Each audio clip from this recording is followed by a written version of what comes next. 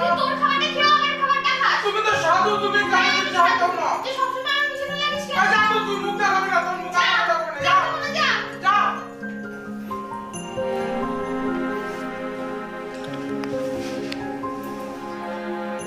অনেকক্ষণ তো হয়ে গেল, এখনো দরজা খুলছে না।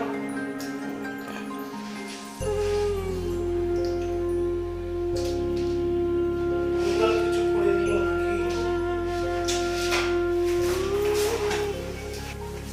বোন, বোন, বোন, বোন, দরজা খোল। দরজা ভাঙা ছাড়া কোনো উপায় নেই, দরজায় ভাঙতে হবে।